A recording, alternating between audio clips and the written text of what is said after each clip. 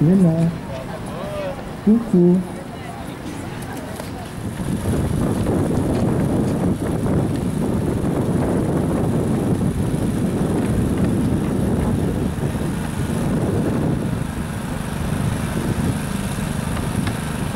Ačiū už informaciją. Visi dar kartą.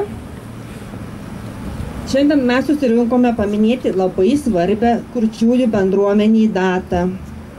Prieš 20 metų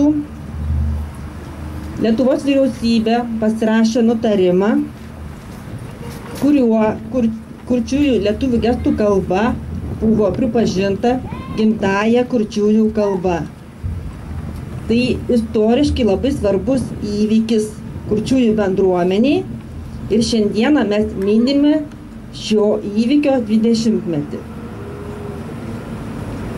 Čia matau susirinkusius iš Klaipėdos kurčiųjų reabilitacijos centro, Klaipėdos Litorinos mokyklos, Klaipėdos siuvimo ir paslaugų verslo mokyklos ir iš Klaipėdos apskrities gestų kalbos vertėjų centro. Taip pat matau draugus, giminaičius, brolius, mamas ir labai džiaugiuosi visus jūs matydama čia. O dabar norėčiau žodį perduoti Klaipėdos kurčiųjų reabilitacijos centro direktoriai Joliai Kaminskienei. Susirinkusių dauguma žmonių, kodėl jie visi su baltom pirštinėm, susirinkom paminėti gestų kalbos 20-metį. Įsivaizduojat, 20 metų istorijos šaltiniai mini, kad anksčiau kurčiųjų mokyklose gestais kalbėti buvo draudžiama. Visus buvo verčiama kalbėti kalbamąją kalbą. Būdavo su lazdelė daužomos rankytės, kad negestikuliuotų. Ne visi mokytojai buvo blogi, tačiau tokių buvo. Buvo labai griežtų, kurie neleisdavo gestais kalbėti, bendrauti. Ko gero, mūsų tarpe yra tokių žmonių, kurie tai atsimena. Tačiau vaikai nebūtų vaikai, kad jie pasislėpę, kai mokytojai nemato, bendrautų gestais. Tačiau dabar tai jau yra laisvai bendraujama, nesisarmatijama, nesigėdijama, visur dalyvauja vertėjai, ir universitetuose verčia, ir mokyklose verčia, ir reabilitacijos centre yra vertėjų. Vertėjai teikia iš tikrųjų labai daug paslaugų, tom reikia džiaugtis. Ar taip, kurtiesiems gyvenimo kokybė pagerėjo? Kodėl baltos pirštinės? Ogi tam, kad būtų šiandieną galima atkreipti į baltas rankeles dėmesį, nes mūsų rankos yra mūsų balsas. Galim visiems tai šiandien drąsiai pasakyti, išreikšti savo džiausmus, nusivylimus, pyktį, neapykantą. Ar tikrai? Mes savo rankomis pasakome viską. Mūsų akis yra mūsų ausis. Akim mes viską stebim, žiūrinėjam. Akis tiesiog pasako, ką apie mumis sako, malonaus arba nelabai malonaus. Mūsų regėjimo laukas yra labai platus. Tad šiandieną linkiu visiems pabūti kartu, pasidžiaugti mūsų iš tikrųjų labai didelę šventę. Geros šventės!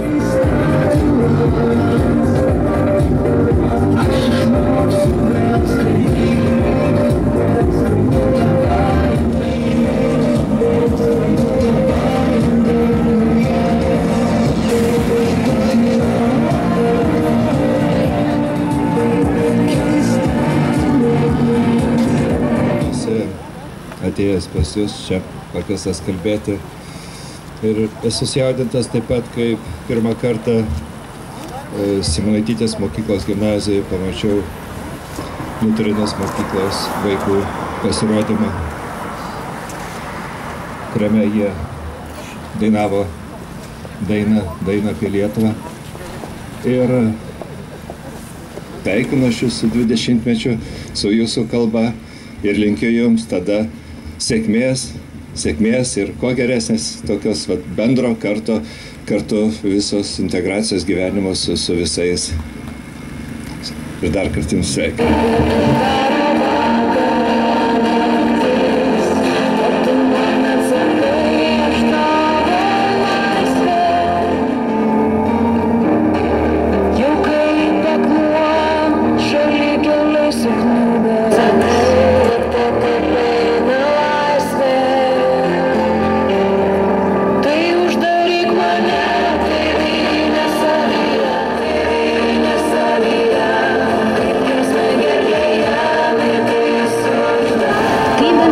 Su žmogumi turinčiu klausos sutrikimų. Nebijokite, neišsigąskite. Prisiminkite, kad kurtieji yra tokie patys kaip ir jūs. Jie jaučia džiaugsmą, skausmą, myli, liūdi. Bendraudami pasitelkite mimiką, kūno kalbą, gestikuliaciją. Jei nesiseka susikalbėti, užrašykite ant lapo. Galima rašyti naudodamiesi mobiliuoju telefonu. Kalbėdami išlaikykite akių kontaktą. Kalbėkite lėtai ir aiškiai. Burnos ir lūpų judesiai turi būti aiškiai matomi, neprisidenkite veido. Kalbėdami nestovėkite prie šviesos šaltinį, langą, lempą ar saulę. Galite paprašyti gestų kalbos vertėjų paslaugos. Vertėjas gali versti vienam žmogui, grupiai, susitikimų, seminarų ir kitokių situacijų metu. Kas yra gestų kalba? Tai yra ne lietuvių kalba. Tai yra turtinga kalba, turinti savo gramatiką, veido išraiškas, kūno judesius. Ką reiškia veido išraiška? Tai yra akis, lūpų judesiai, veido mimika, kuri atspindi taip kaip balso toną. Veido išraiška nusako žmogaus nuotaiką. Ar gestų kalba yra tarptautinė? Ne. Kiekviena šalis turi savo gestų kalbą. Visada gera ir šilta būti šitoje bendruomenėje. Ir daugelis jūsų tikrai turbūt nežinote, kad Vytas Lukšas yra pirmasis gestų kalbos oficialus, pirmasis gestų kalbos vertėjas Klaipėdoje. Aš atėjau savaitę turbūt vėliau dirbti. Vytas dirbo Lietuvos kurčiųjų draugijos Klaipėdos teritorinės valdybos vertėjų, o aš dirbau Lietuvos kurčiųjų draugijos teritorinių kultūros namų vertėja. Tai mes buvome du vertėjai labai daug metų. Metai priejo, jūs esat laimingi, turit laisvai Lietuvoje ir kad jūs turit savo kalbą, savo gestą, jūs nepamirškit šitą ir saugokit kartoms. Ačiū, mylėjai, kai jūs šiandien dalyvaujat, kad jūs esat. Aš dar noriu pasakyti, kad ne tik gestų kalba šiandieną yra svarbu, kad pripažinta gimtąja kalba, labai svarbu atlikti darbai. Tai ir surdologijos centras, tai ir tyrinėjimai, tai ir gestų kalbos norminimas, ir daugybė metodinės medžiagos, kompaktinių diskų, mokomosios vadovėlių, visko, kas šiandieną padeda kurčiam žmogui geriau suprasti.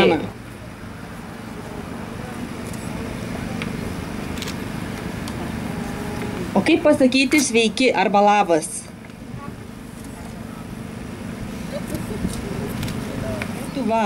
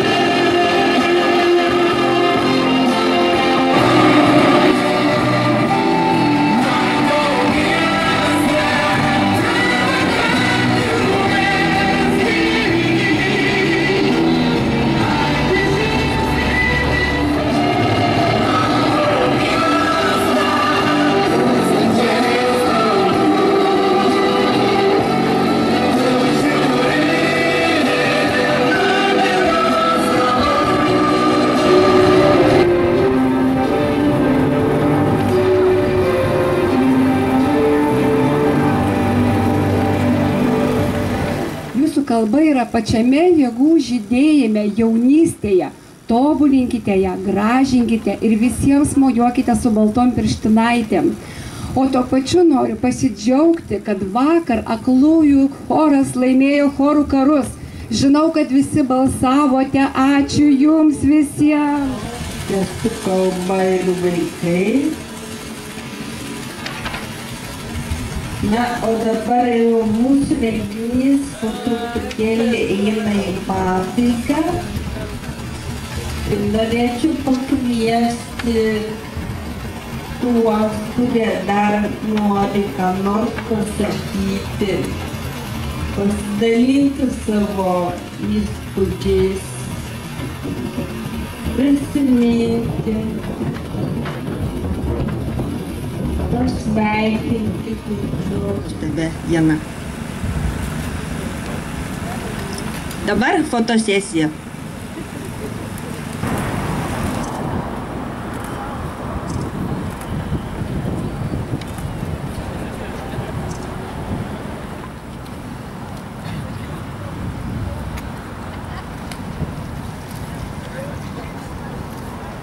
Jolanta.